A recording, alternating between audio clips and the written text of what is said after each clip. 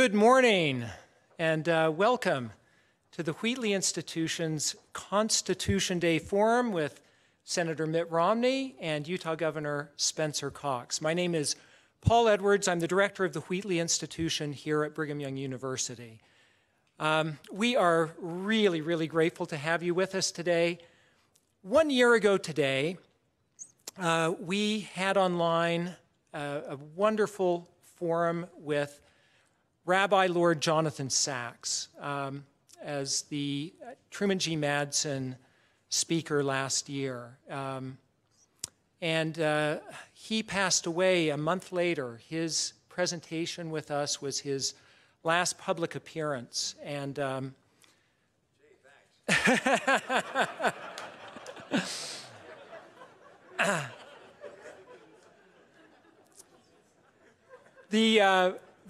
I think there's a difference, though, Senator. And here's the big difference, is I was going to say that we are doing that all online, and we are so grateful to be back in person. And so today's Constitution Day event will be very different, and the outcome will be great. We're so grateful for the support of so many on campus. We have an amazing campus community that makes these things come together. Too many individuals to name, but what a team we have here at BYU to pull these events off. Thank you, everyone. I want to acknowledge President Worthen and Sister Peggy Worthen. We're so grateful to have you here. We also have several members of our President's Council with us today, and we appreciate the good work that you do, your leadership and service here. We're grateful to have with us members of the Wheatley family. So we have John and Diane with us today, and Charles and Caleb Wheatley. The Wheatley Institution is named in the honor of their parents, Jack and Mary Lois Wheatley, who with quiet dignity consecrated so much of their time and their treasure and their talents to the enormous improvement of this campus and church educational efforts around the world. I think it's appropriate to provide a BYU thank you to the Wheatley family for their ongoing leadership and generosity.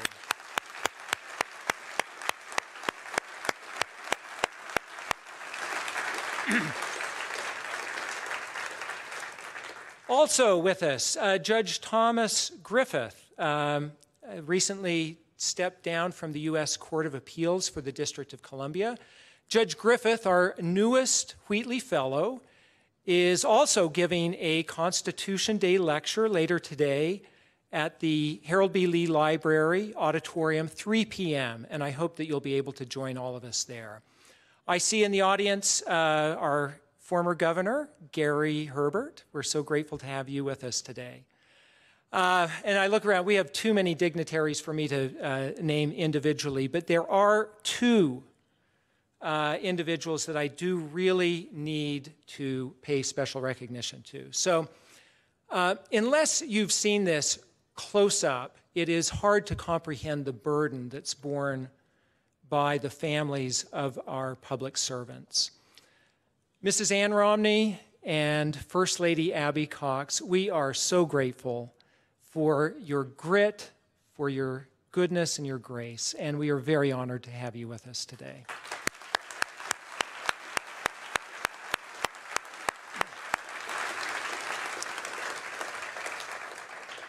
I have asked Judge Griffith to offer an invocation, and then I will announce the remainder of the program.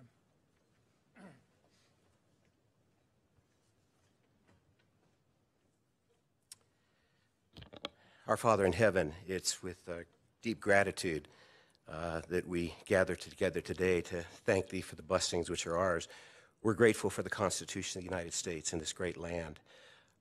Father, we are in a difficult time, and we need Thy help. Contempt reigns everywhere. Polarization is deep.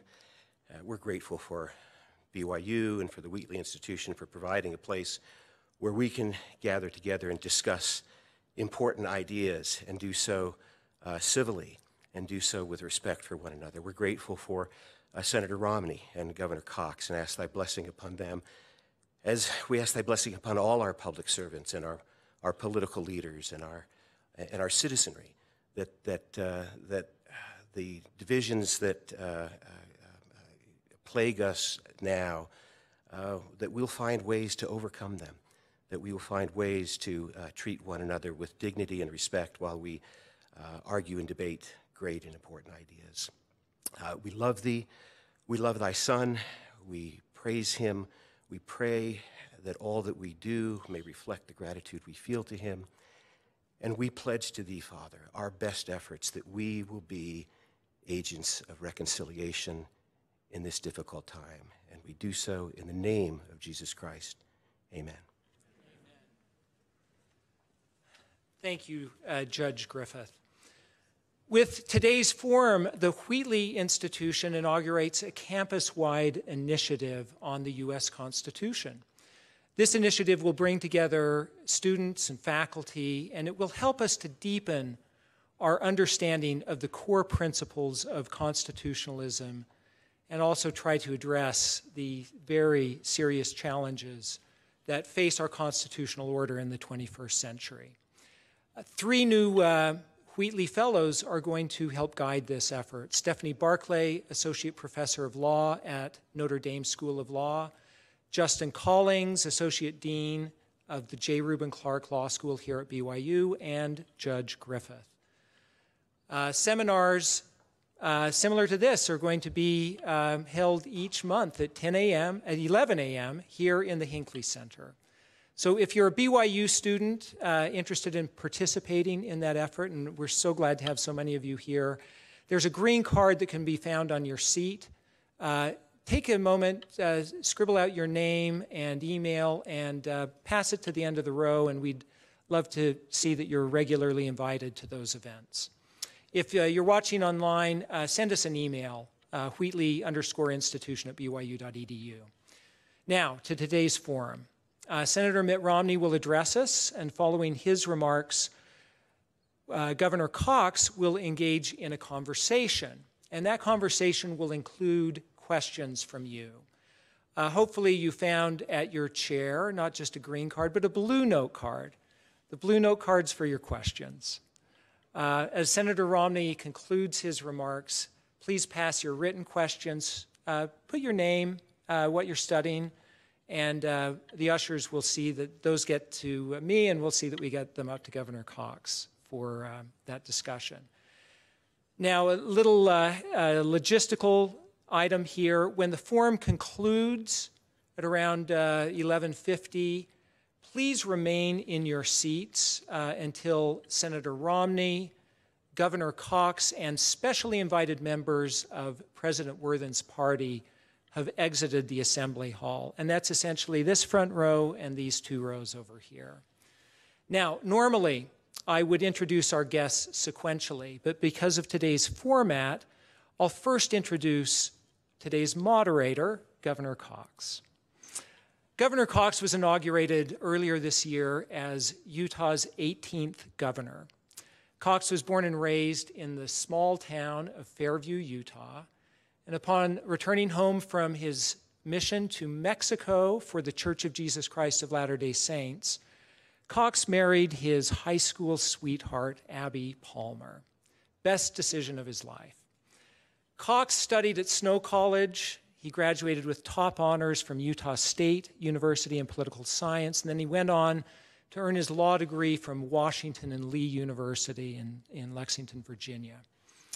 After a few years of law practice in Salt Lake City, the Cox family returned to the family farm in Fairview, and Spencer became vice president for Centricom, a regional telecommunications company. He also jumped right into public service in a big way, first as city councilor, then as city mayor, then as county commissioner, then as a state legislator. When Governor Herbert needed to find a new lieutenant governor in 2013, he found in Spencer Cox the integrity, the intelligence, and the experience to serve with great distinction as Herbert's second lieutenant governor. Cox's empathic politics stand in bright contrast to the divisiveness of our times. I've been with our governor in the face of floods and fires. I've seen him effectively work through very complex technical, jurisdictional, legal, and political complexities with tough issues like homelessness and this current pandemic. I can attest that no sitting governor in the United States is better prepared to mobilize and manage in a crisis, and no governor works as carefully to understand the heartfelt concerns of his citizens as Spencer Cox. Please join me in providing a welcome to Spencer Cox.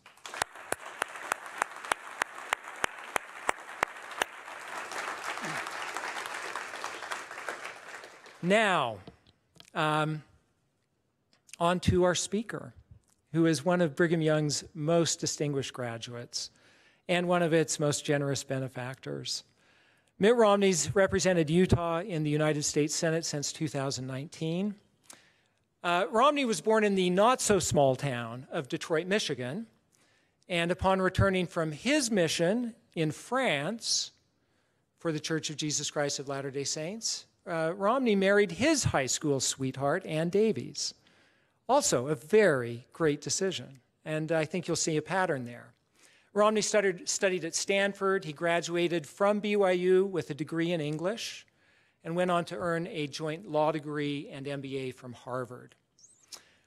So which part of Romney's life, his storied life, should we highlight? His analytically driven success in private equity, his turnaround prowess for the Salt Lake City 2002 Winter Olympic Games, his fiscal prudence and policy innovations as governor of Massachusetts, or maybe his dignified candidacies, campaigns for the U.S. presidency. How about his consecrated service for his church, his fidelity to family? Each one of these could represent chapters in what's going to be an extraordinary biography. Senator, you know that this beautiful alumni and visitor center where we meet today honors the legacy of President Gordon B. Hinckley. This very podium, like the one in the conference center, is crafted from walnut that came from a tree in President Hinckley's yard.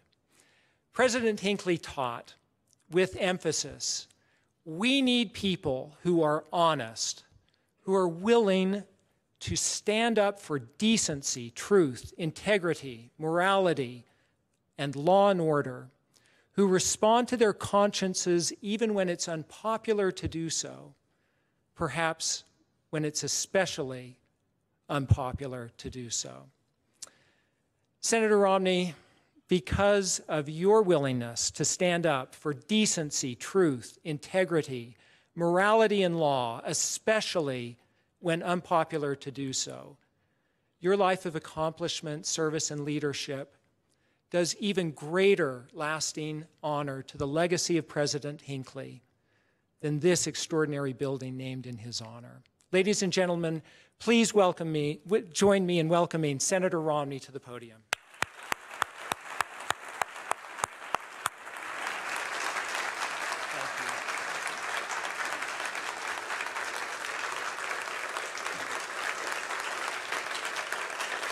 Thank you. Thank you. Thank you for that kind introduction. We're fortunate to have the governor here. We're fortunate to have a very good governor for our very good state, to have our former governor here also, Judge Griffith. Thank you also, President Worthen, and your dear wife for being here. And I see many other wonderful friends, and I appreciate the chance to be with you today. I appreciate the honor of being asked to speak at my alma mater. Especially after such a big week. It's a great week to be a Cougar, all right?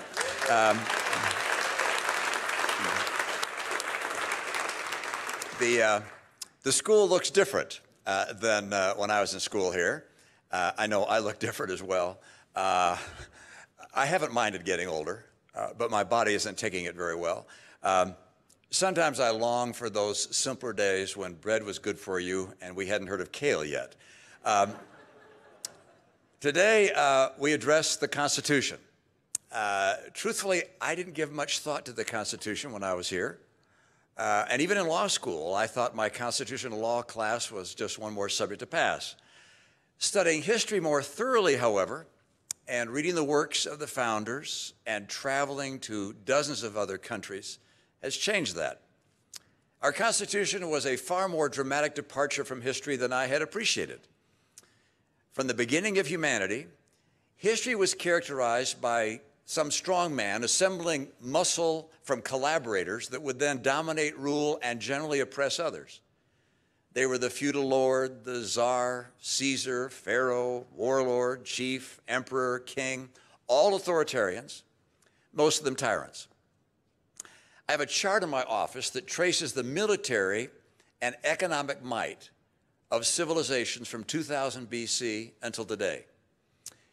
And over 4,000 years of human history, dominating civilizations have come and gone. The Egyptians, Greeks, Assyrians, Babylonians, Persians, Mongolians, Romans, Chinese, and even the British.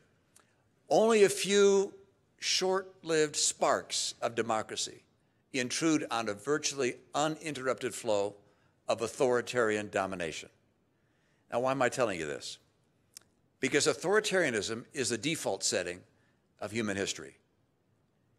And knowing history as they did, some of our founders may have wondered whether to include some form or some aspects of authoritarianism in our governmental structure in order to improve the likelihood that the nation would survive. After all, America's geographic isolation and the potential to someday build a robust military could have made that a credible option. But the founders wanted something more than just national survival. They wanted the people of America to enjoy life, liberty, and the pursuit of happiness. They believed earnestly that God had endowed every person with unalienable rights. They believed that all persons were created equal in the sight of God. Throughout history, autocracies, on the other hand, had oppressed people and had denied people these fundamental rights. So the founders worked assiduously to escape the perilous attraction of authoritarianism. But authoritarianism, as you probably know, was not the only peril they feared. They also feared what I'll call pure democracy. James Madison described such pure or unfettered democracies as, quote, spectacles of turbulence and contention, incompatible with personal security, of the rights of property, and have in general been as short in their lives as they've been violent in their deaths. I think John Adams expressed it best. He said this, quote, remember, democracy never lasts long. It soon wastes and exhausts and murders itself. There never was a democracy yet that did not commit suicide. This is John Adams. It is in vain to say that democracy is less vain, less proud, less selfish, less ambitious, or less avaricious than aristocracy or monarchy. It's not true, and nowhere appears in history. Those passions are the same in all men, and when unchecked, produce the same effects of fraud, violence, and cruelty. Individuals have conquered themselves. Nations and large bodies of men never. So the founders' task and brilliance was crafting a system of government that would thread the needle between the two perils that had doomed every human civilization for 4,000 years. Autocracy on one side and pure runaway democracy on the other. And this they accomplish in ways in which we're all familiar.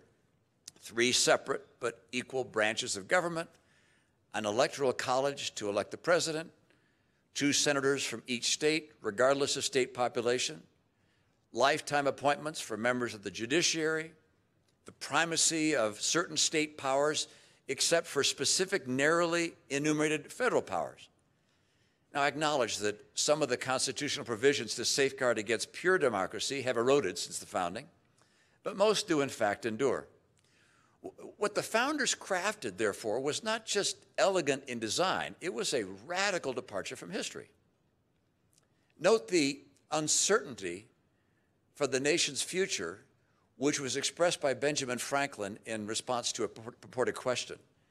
He said he had created, or they had created, a republic if you can keep it. And that concern was shared by his colleagues and countrymen. A nation by, for, and of the people had never long survived. It's important to note that the founders did not craft a final perfect union. They instead said they crafted a way for the American people to build a more perfect union. And so institutions and norms were in fact built over the ensuing decades.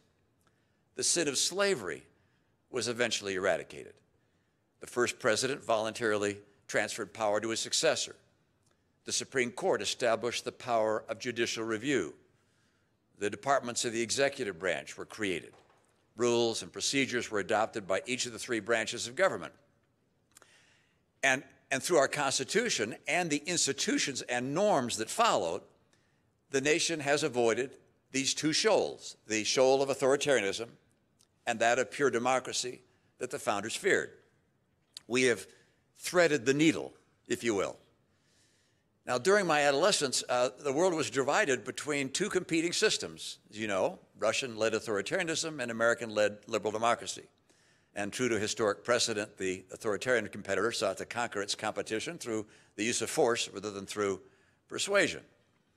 Growing up, as Ann and I did in the 50s and 60s, we experienced a shadow of fear. We actually did have those infamous drills in school where you got under your desk for protection from possible Soviet bomb blasts. In my science class, we had a scale model of the Soviet satellite, Sputnik. It hung on the ceiling above our heads, reminding us that the Russians would be able to watch and attack us from space. And there was a little ditty we used to sing. Button up your overcoat, put your goggles on, close your eyes when you realize it's an atom bomb. I mean, I tried to convince my dad to build a bomb shelter in our backyard. We actually scoped it out together one afternoon, but in the end, he demurred. Many of you can't conceive of the relief, the lifting of that oppressing cloud was when the Soviet Union fell. History was over. Liberal democracy had won. Russia was going to emulate the West. China began to open up its economy. We even began to dismantle parts of our own military. Unfortunately, history has reasserted itself with vengeance. And I say with vengeance for two reasons. First, because the authoritarians of today are a good deal stronger relative to us than was the Soviet Union of the last century. And second, because America's resolve to hew to the constitutional bulwarks against authoritarianism on the one side and pure democracy on the other is less certain. Now, I'm sure you recognize, as I do, that authoritarianism is in its ascendancy in the world. Freedom House reports that liberal democracies have been in a decade-long decline. This is quite a reversal from what I'd expected. Not many years ago, we thought that China would ultimately become democratic as it adopted capitalism and joined the G20. We cheered as Russia held elections. Then the only poster boys for authoritarianism were the little chubby guy with the bad haircut in North Korea and the septuagenarian revolutionary in Cuba.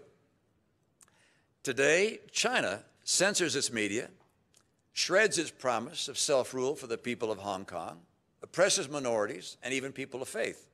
Chinese leaders, did you know, insist that crosses be removed from churches in China and be replaced with the Chinese flag. The national anthem of China is sung at all church services. Church officials have to be approved by the government. And the only legal Bible that can be purchased in China is one that has been rewritten by the government. China is carrying out genocide against its largest minority. Nearly 1 million Uyghurs have been imprisoned in concentration camps, complete with brainwashing and forced labor. Children are separated from parents, and when the fathers are taken, Han Chinese men are sent into the home to monitor their wives. Sexual assault and forced sterilizations are common. What the Chinese Communist Party is perpetrating against the Uyghur people is atrocity not seen or imagined coming from a nation in our era. Russia's Putin actually murders his political opponents. Opposition leader Alexei Navalny was, after an unsuccessful assassination attempt, as you know, was subjected to a sham trial and subsequently jailed. Dissenters Boris Nemtsov and Sergei Magnitsky were both assassinated. Venezuela's Maduro brutalizes the citizens that have not already fled. Assad has killed hundreds of thousands of his citizens in Syria. And sadly, the Taliban flag flies above the presidential palace in Afghanistan. What's even more surprising than the appalling brutality of the authoritarian regimes is their relative economic and military strength. Russia's expanded and modernized its nuclear arsenal at great cost. Today, it's not only larger than ours, it's more advanced. China's Navy is larger than ours and has been specifically designed to defeat ours. Its space weapon, missile, and nuclear weapon programs are in high gear. Now, you know, military might is limited by a nation's economic might. The communism of the old Soviet Union was simply unable to keep pace with the robust strength of capitalism in the West. But China jettisoned Marxism and much of socialism and has adopted a form of capitalism. China's economy will surpass ours within the next 10 years. Measured by purchase power parity, it's already larger. And given China's population, its economy will eventually be much larger than ours. GDP, as you know, is a product of two things: the size of a nation's workforce and the output per worker. More Chinese workers will mean a much larger GDP. And China has made it clear it intends to be the economic, military, and geopolitical leader of the world. So yeah, today's autocracies, led by China, are becoming stronger. But at the same time, our resolve to follow the Constitution's path, avoiding the perils of authoritarianism on one hand and pure democracy on the other, that's wavering. Now, no more stunning evidence of that was the attempt to prevent the lawful and constitutional transfer of power on January 6th. It followed from the President of the United States claiming that the election had been stolen from him.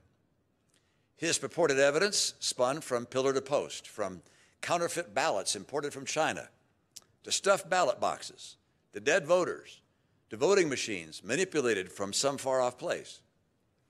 Even more recently, a prominent TV pundit traveled to Hungary to extol Viktor Orban as a model for us to emulate. Orban censors the media in his country, ignores the will of the people in elections, amasses wealth for himself and his cronies. Hungary is ranked as one of the least free, least democratic countries in the developed world. Hungary, a model for America? As I was running for Senate, I held a number of town meetings. In one, a woman asked me if I would vote to remove NBC, CBS, and ABC from the air. I said, no, of course. And I presumed that she had a point she was going to make about something I'd said. But no, her point was simply that they should not be allowed on TV. She said the networks like that said things that were wrong and they should be shut down. And I've since learned that her perspective is not as singular as I had imagined. Constitutional and institutional guardrails are under less obvious but just as real challenges in Washington. Politicians claim to try and get rid of the Electoral College. Many of my Democratic colleagues want to pack the Supreme Court, the logic apparently being that whoever has the majority in Congress should be able to conform the court to its own political philosophy. The court would therefore cease to be a separate and equal branch and instead become a subsidiary partisan branch. Now, the same sentiment applies to the effort to eliminate the filibuster. By the way, despite its name, it's not really a rule about senators giving interminable speeches. It's a rule that requires 60 votes for major legislation to pass through the Senate. Accordingly, compromise between two parties is required for a bill to pass, and this in turn gives the minority a voice and a certain measure of power, and therefore it slows things down. Madison actually explained that the Senate would serve as a necessary fence against the fickleness and passion that often influenced the public and the House of Representatives. Washington is said to have described the Senate as a saucer that cooled legislation passed out of the House, like a saucer catches hot tea that overflows from a cup. Since its early history, Senate rules have therefore allowed unlimited debate. The Filibuster Rule has been a cornerstone of the institution for nearly 2 centuries. Eliminating it would forever change one of the key institutions of our republic, one that checks the power of the majority and preserves the influence of the minority. Doing so would draw us closer and closer to the shoal of pure democracy. With the economic and military power of autocratic China and Russia increasing, and American resolve to avoid authoritarianism and pure democracy declining, freedom itself, the right of every person to enjoy life, liberty, and the pursuit of happiness, is in the balance. What is required of us who love freedom and the Constitution and America? First, our leaders in Washington must take action to prevent China from continuing to build its economic might through predatory means, through practices that violate the rules of international trade and order.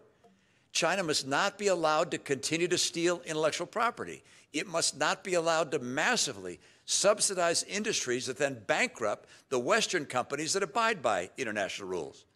It must not be allowed to monopolize key raw materials. Now, the United States alone isn't able to enforce those kinds of restrictions. Our economy is simply not large enough to discipline China's malevolent behavior.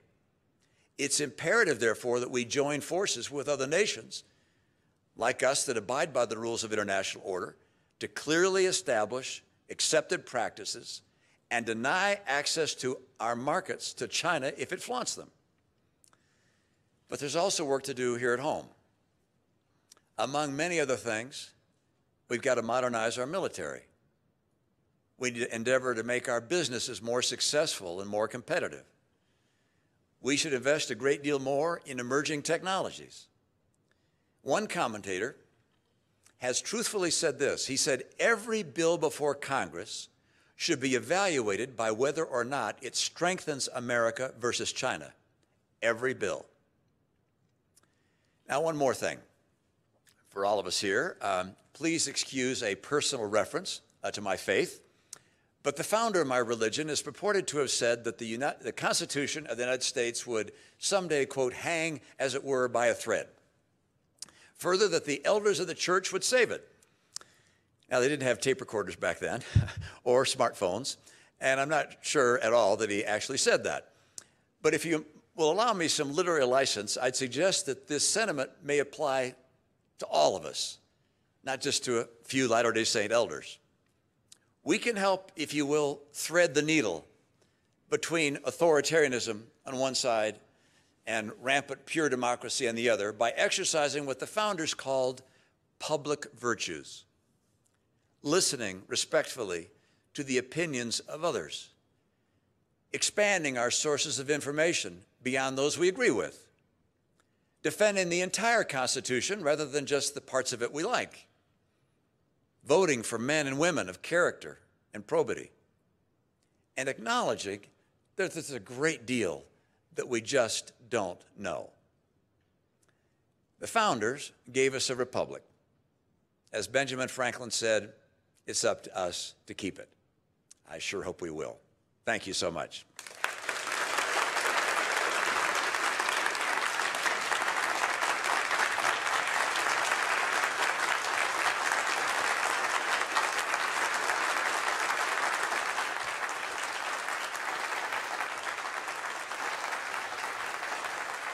Thanks, buddy. Thank you.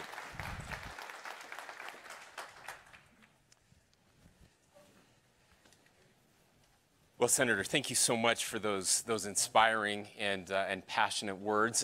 As you know, we have some questions from the audience that will be collected, are being collected now, and we have a few minutes to ask those questions. So I get to ask the first question, and I have a few, but I'll try to do that quickly because I'd rather get to the audience.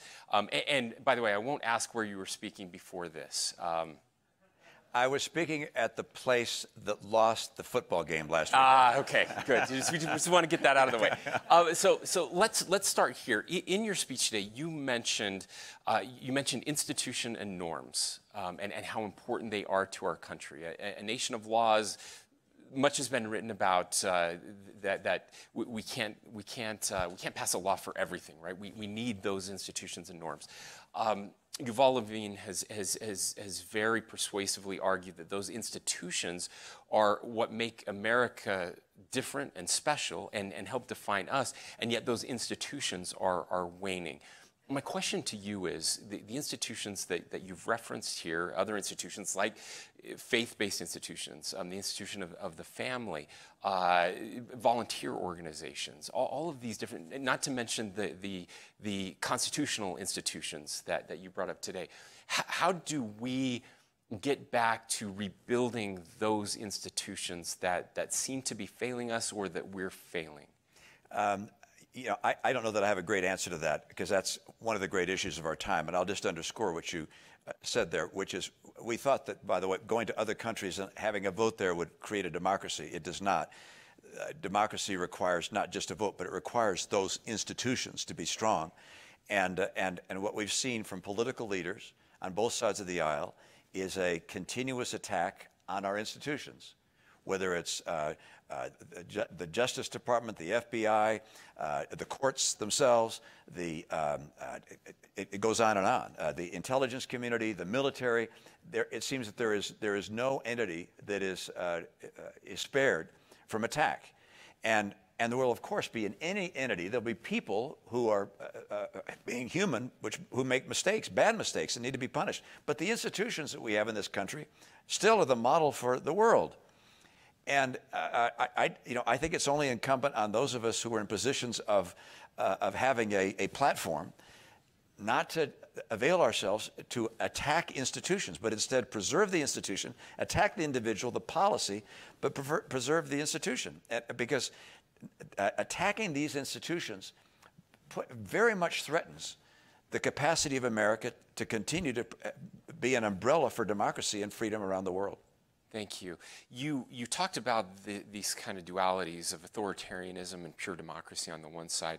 You mentioned January 6th and what we're seeing on that side. Can you talk a little bit more about the pure democracy push and how that's influencing politics today? And well, the whole idea of a republic, as you know, is that the voting electorate would choose men and women to represent us, and these people would exercise their own judgment in fashioning policy, recognizing, of course, that it's for instance, should we be trading with Taiwan, and how should we trade with Taiwan? Well, that's not something the general public is going to be aware of. So you hopefully elect capable people, and they do a lot of work and analysis and learn from people smarter than themselves, and make some policy decisions that are good for all of us. That's how our system's to work. But what's increasingly happening is that people that are getting elected are performers.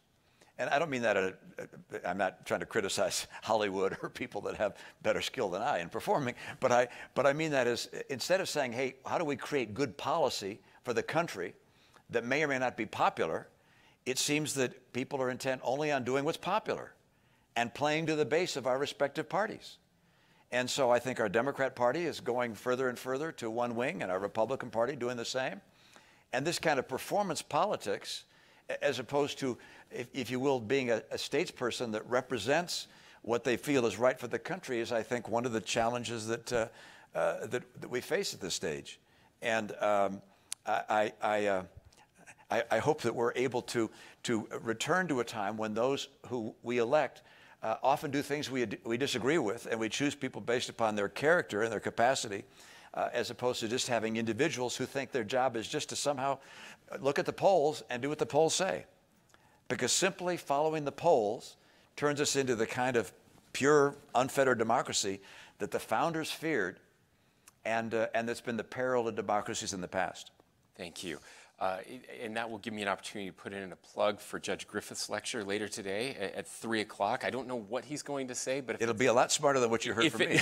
If it's anything like anything he said before, everyone needs to be there, because I think he'll pull on some of those threads.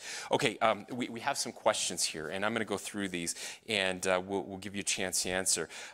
Here we have one. In the 200 years following the introduction of the U.S. Constitution, society, technology, and general circumstances have changed drastically. How do we deal with modern issues that remain unaddressed in the Constitution, and is the Constitution able to guide us in these uncharted areas? You should know, by the way, that that's the argument that China makes when we speak with their leaders. And that is that, and I'm just not talking about what they send out in propaganda. I'm talking about when you have a sit down with a Chinese leader, they say, you can't keep up in today's world. In the world of high technology, a democratic system with the kinds of checks and balances that you have and so forth simply can't keep up. And that an authoritarian regime like China's is the way forward. And they're selling that model to other nations successfully, because other nations are adopting authoritarianism. And of course, they sell it in part to a very willing audience, because the person in charge loves the idea of saying, hey, no more elections, I'll be in charge forever. That's an easy sell. And that's the great challenge that we have. What do I believe? I do believe that our Constitution provides ample opportunity for us to adjust our institutions as necessary to meet the challenges of today. And I mean, when the Constitution was written, there was no provision, for instance, for the Department of the Interior, or for the State Department, or for the Treasury, or the Justice Department. These were, one after the other, established by our early presidents. I mean, we didn't have departments. How in the world was the government going to work without agencies and departments? It was not in the Constitution, but the method is there for that to be created. We have the capacity to create whatever structures are necessary. What we are lacking is the political will, in some respects, to take action on the biggest issues of our time. And in my opinion, the three big issues we face are the emergence of China as the world's dominant player, and what that means to all of us. All right, that's number one. Number two, in my opinion, is the changing climate that we have, how we're going to deal with that. And number three is the massive debt we have as a nation. And those three big issues we're really not dealing with. And it is not a matter of our structure doesn't allow it. It's instead people of capacity have not exercised the political will to take on the big issues. I hope that changes. Sobering, thank you. Let's talk about federalism for just a second. Sorry, this isn't a question. This is me being a governor, and I love to talk about federalism. What role do you see? Obviously, the intent, you talked about Madison and some of his writings, that there was an intent. Governor Herbert, this is something that he cared deeply about, this idea that states would be the laboratories of democracy, that's where we would make the gains, and then the federal government would come along. That's certainly been skewed over time. I think the federal government has gotten much bigger, much more important in the eyes of the world and in the eyes of politicians in D.C. Any thoughts as a former governor and now in this role on how federalism can help in some of these areas? Well, this goes back to the authoritarianism concern I described, which is one of the ways that the founders avoided authoritarianism, was keeping power dispersed, not just with the three separate but equal branches in Washington, but by having power in the states as well. And so you dispersed power throughout our system so it could not be grabbed by one person or one party and imposed on everybody. And as you take away more and more power from the states, you make us more susceptible to a form of authoritarianism. And I'll just note, I shouldn't be terribly political, but my Democrat friends are promoting something they call the human infrastructure bill. I'm not talking about the solid physical infrastructure that a group of us helped fashion, but no, this so-called human infrastructure, which is $3.5 trillion of new spending. And it has, for instance, 2 years of free pre-K and free community college. Well, guess what? That means the federal government is now going to be doing pre-K and deciding who's authorized to receive those monies, and college.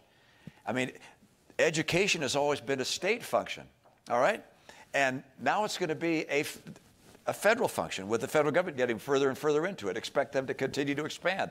There is always an effort by people in Washington to think we know best and to push aside the states. And that, I think it's a bad idea for a lot of reasons, but one in particular is it again makes us more susceptible to a form of authoritarianism, which is a centralized government that imposes its will on the entire nation. Thank you. Okay, we've only got about 5 minutes left, so we're going to go to the speed round. Given that the founders believed we needed a well-informed populace to keep and control our republic, how can we as a people stay informed but not misinformed to live up to that mandate? There was a chart that was on Twitter the other day, I don't know whether you saw it, which is an institute looked at our sources of information in the country and arrayed them whether they're left and right, and then also whether they put out facts or put out opinions and facts that are often wrong. And it was a kind of a bell curve. And in the center were the most reliable sources, like the AP and Reuters and BBC and PBS and some others that were more towards the center, which is more, less opinion, more fact-based, and more accurate. One way we can keep ourselves informed is making sure that among the things we read and watch are those kinds of sources, as opposed to just the sources that are actually more entertaining and fun to watch that happen to agree with us, but they're at the edge and often wrong. And right now, unfortunately, our media has become, our inclination is to watch things we agree with, and to do that either on the networks we watch or on the information we get in social media. And that obviously puts us very much in peril. It is essential that we have a common fact base if we're going to be able to make informed decisions and the people we choose to represent us. So, I am, for a while, those of us on the right were happy to see the New York Times in trouble. But as time went on, we said, not so sure it's a good thing for papers that have editors to be disappearing. And so, yeah, get a subscription. Whether the Deseret News or the Salt Lake Tribune or the New York Times or the Wall Street Journal, but we need editors and people providing information from more reliable sources. Perfect, thank you. I'm going to ask this one because it says, I appreciate your willingness to open our state to Afghan refugees. I think they're talking about me, but I'm going to ask it anyway. What is the best thing we can do as citizens to help welcome them? So I'm not going to answer this, but I do want your perspective on Afghanistan, what's happening there, and the refugees coming to our country. That's a big topic. I was one who felt we should not leave Afghanistan, that we should have kept 5,000 troops there to stand up behind the Afghan National Security Forces. They had 200,000 people there. They needed 5,000 of us to keep the planes flying and to provide intelligence. So I would not have pulled out. And by the way, our military agreed with that position. But both President Trump and President Biden decided to pull out. President Biden, the way we got out was obviously catastrophic and has hurt our reputation in the world, our relationship with our friends around the world, has made us a less reliable partner, and tragically resulted in the loss of 13 of our men and women. And so it was, I'm not going to point blame precisely. That'll be done over time through Congress, but not a great day in American history. And the fact that we've left people behind, tens of thousands of men and women who worked with us, some green card holders, meaning legal permanent residents in the United States, a few citizens, but a lot of Afghans who worked with us are being left behind. And it's simply a moral stain on our national character. Very They're telling sad. us to shut up. So I know, that's the time. So I'm going to do this. We're going to end now, but I need you. It's Constitution Day. We need to end on an optimistic note. What are something positive that you see happening in our country, or that we can get there? Well, Winston Churchill said it best. He said, you can trust the American people to get things right after they've exhausted all the alternatives. And we're going through some alternatives right now, but fundamentally, we are a very good people. In America's history, we have made some severe mistakes, but we've always made those mistakes out of a belief that we're doing the right thing. And when we've made mistakes, we've acknowledged it. We've made some mistakes recently, but we're a very good people. I'm convinced that the heart of the American people is good and sound, and that we will return to the principles that have allowed us to endure over these many, many years and outlived what people predicted for the life of our republic. I love this country, and I love our future, And I'm absolutely convinced that the Constitution and the principles it provides are what will give us the protection that we need to keep threading the needle and preserve the republic with which we have been blessed. Thanks, you all. Good to be with you. Ladies and gentlemen, Senator Mitt Romney. Thank you, my friend. Congratulations. Thank you. Thank you.